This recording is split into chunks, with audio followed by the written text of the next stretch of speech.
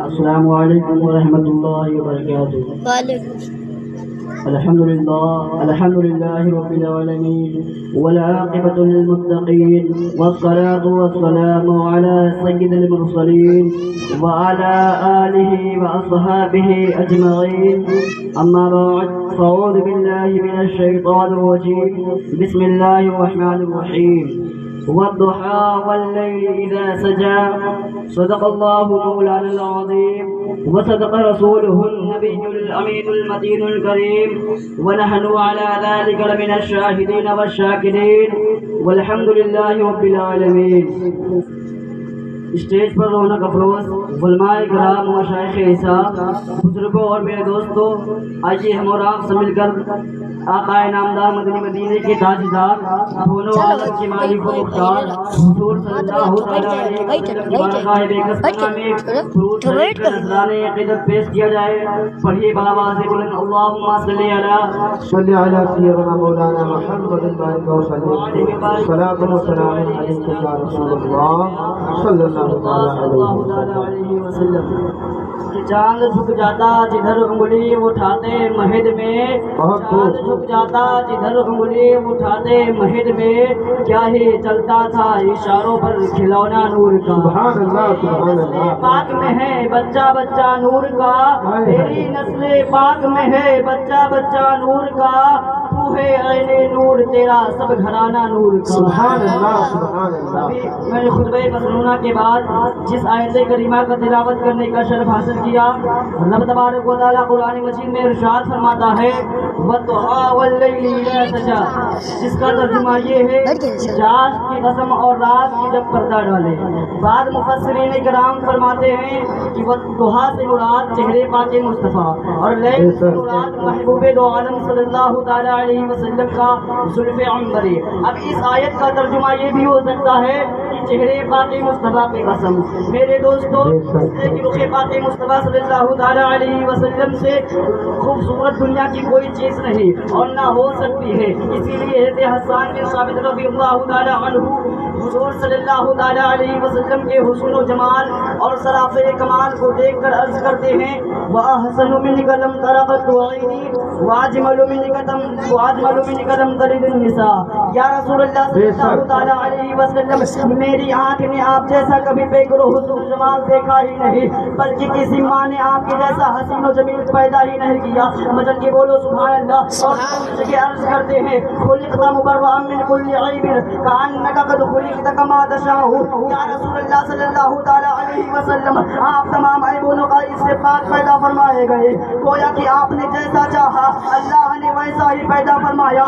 اور مشہور صحابی رسول حضرت ابو ہریرہ رضی اللہ تعالیٰ عنہ فرماتے ہیں ما رأیت شیئا احسن من رسول اللہ صلی اللہ تعالیٰ علیہ وسلم فی رسول اللہ صلی اللہ تعالیٰ علیہ وسلم ما کان الشمس فی تجلی. میں نے کوئی چیز رسول کریم صلی اللہ تعالیٰ علیہ وسلم سے بڑھ کر حسین و جمیل دیکھی نہیں، گویا کہ سورج آپ کے چہرے انور میں طرح ہوئے.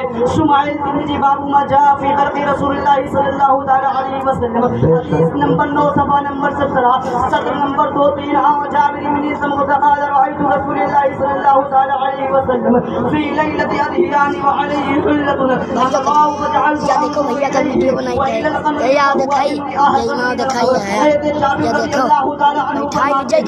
میں نے نبی کریم صلی اللہ تعالیٰ علیہ وسلم کو 14ویں رات میں اور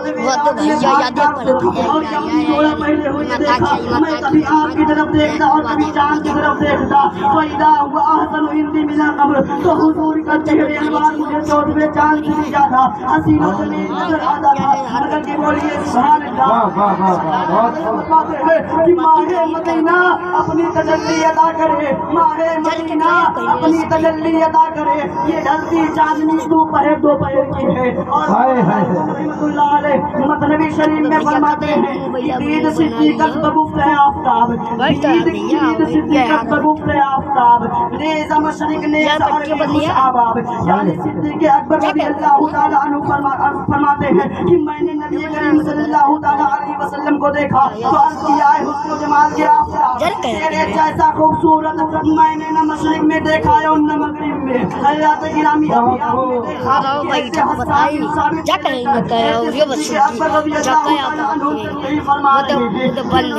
صلی اللہ تعالیٰ علیہ وسلم سے پڑھ کر ساری کائنات نہیں تو صدیق یہاں پر سوال کرنے والا سوال کر سکتا ہے اور اعتراض کرنے والا اعتراض کر سکتا ہے اور سوچنے والا یہاں سوچ سکتا ہے کہ حضرت صدیق اکبر رضی اللہ تعالیٰ عنہ نے حضرت ابو بکر صدیق حضرت حسان بن ثابت رضی اللہ تعالیٰ عنہ حضرت ابو ہریرہ رضی اللہ تعالیٰ عنہ حضرت جابر بن سمرہ رضی اللہ تعالیٰ عنہ یا دیگر صحابہ کرام نے کیسے فرما دیا کہ رسول اللہ صلی اللہ تعالیٰ علیہ وسلم کائنات میں سب سے بڑھ کر حسن و جمیل ہے جبکہ ان صحابہ کرام نے رضوان اللہ تعالیٰ علیہ مجمعین نے ساری کائنات کو پوری دنیا کو دیکھا ہے. آئے ممکن ہو کہ مکہ اور مدینے میں نبی کریم صلی اللہ تعالیٰ علیہ وسلم نہ ہو؟ یہ تو ممکن ہے کہ سرور عالم صلی اللہ تعالیٰ علیہ وسلم سب سے زیادہ خوبصورت ہو جبکہ انہوں نے ساری کائنات کو دیکھا نہیں, جبکہ ان لوگوں نے پوری دنیا کو دیکھا نہیں. ہاں یہ ہو سکتا ہے کہ یہ لوگ جہاں جہاں گئے ہو اور وہاں کے لوگوں کو دیکھے ہو کہ میرے نبی کے جیسا کوئی حسین و جمیل نہیں, جبکہ یہ لوگ جہاں نہ جا سکے اور وہاں کے تعلق یہ کیسے کہہ سکتے ہیں کہ میرے نبی کے جیسا کوئی حسین و جمیل نہیں. مثلاً ہندوستان میں کوئی ایسا شخص ہو جو حضور سے زیادہ خوبصورت ہو, پاکستان میں کوئی ایسا شخص ہو جو حضور سے زیادہ خوبصورت ہو, بنگلہ دیش میں کوئی ایسا شخص ہو جو حضور سے زیادہ خوبصورت ہو, سری لنکا میں کوئی ایسا شخص ہو جو حضور سے زیادہ خوبصورت ہو, نیپال میں کوئی ایسا شخص ہو جو حضور سے زیادہ خوبصورت ہو, ملیشیا میں کوئی ایسا شخص ہو جو حضور سے زیادہ خوبصورت ہو, امریکہ میں کوئی ایسا شخص ہو جو حضور سے زیادہ خوبصورت ہو, لیبیا میں کوئی ایسا شخص ہو جو حضور سے زیادہ خوبصورت ہو, ملیشیا میں کوئی ایسا شخص ہو خوبصورت ہو. تو صدیق اکبر کے فیصلوں کا استعمال لیا جائے کہ حضور صلی اللہ علیہ وسلم سب سے زیادہ خوبصورت ہے. حضرت حسان بن ثابت کے فیصلے کو کیسے مان لیا جائے کہ حضور صلی اللہ علیہ وسلم سب سے زیادہ خوبصورت ہے. حضرت ابو ہریرہ کے فیصلے کو کیسے مان لیا جائے کہ حضور صلی اللہ علیہ وسلم سب سے زیادہ خوبصورت ہے. حضرت جابر بن سمرہ کے فیصلے کو کیسے مان لیا جائے کہ حضور صلی اللہ علیہ وسلم سب سے زیادہ خوبصورت ہے. یا دیگر صحابہ کرام کے فیصلے کو کیسے مان لیا جائے کہ حضور صلی اللہ علیہ وسلم سب سے زیادہ خوبصورت ہے. دوسری بات ہے کہ صدیق اکبر رضی اللہ تعالیٰ عنہ نے حضور سے پہلے کے لوگوں کو دیکھا نہیں اور جو حضور کے بعد میں ہوئی ان کو بھی دیکھا نہیں. حضرت حسان بن ثابت رضی اللہ تعالیٰ عنہ نے حضور سے پہلے کے لوگوں کو دیکھا نہیں اور جو حضور کے بعد میں ہوئی ان کو بھی دیکھا نہیں. حضرت ابو ہریرہ رضی اللہ تعالیٰ عنہ نے حضور سے پہلے کے لوگوں کو دیکھا نہیں اور جو حضور کے بعد میں ہوئی ان کو بھی دیکھا نہیں. حضرت جابر بن سمرہ یا دیگر صحابہ کرام نے اولین و آخرین کو دیکھا نہیں. قدسیہ کا فیصلہ مان لیا جائے کہ حضور صلی اللہ علیہ وسلم سب سے زیادہ خوبصورت ہے. سبحان اللہ سبحان اللہ. آئیے میں اس بات کا جواب دے دوں اور آپ کے اعتراض کو دور کر دوں تاکہ آپ کے ذہنوں سے تھوڑا افضل کر دو غبار صاف ہو جائے.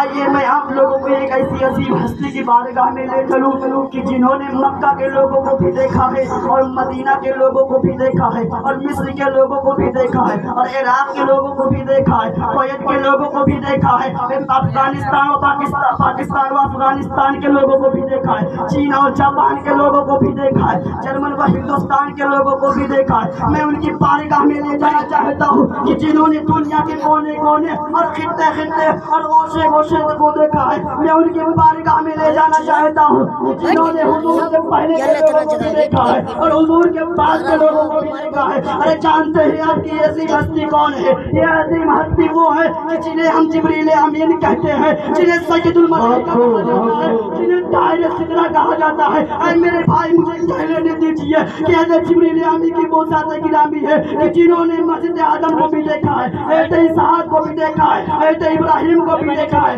حضرت سورہ ابراہیم کو بھی دیکھا ہے, حضرت اسماعیل کو بھی دیکھا ہے, حضرت زکریا کو بھی دیکھا ہے, حضرت یعقوب کو بھی دیکھا ہے, حضرت یوسف کو بھی دیکھا ہے، حضرت موسیٰ کو بھی دیکھا ہے، حضرت عیسیٰ کو بھی دیکھا ہے، لیکن خود حضرت جبریل امین فرماتے ہیں علمت الارض مشارقها ومغاربها فلم یا رسول اللہ صلی اللہ تعالیٰ علیہ وسلم، میں روئے زمین کے مشارق اور مغارب کو الٹ پلٹ کر دیکھا ہے اور دنیا کا کونا کونا اور گوشہ گوشہ دیکھا ہے اور چپا چپا چھان ڈالا، مگر خدا کی قسم آپ کی طرح کسی کو نہ پایا، بلکہ یہی بولے تم نے جہاں کے تھالے سبھی میں نے چھان ڈالے، تیرے پائے کو نہ پایا، بنایا تجھے نعرہ تکبیر، نعرہ رسالہ، جشن عید میلاد النبی، سرکار کی آمد، مکی کی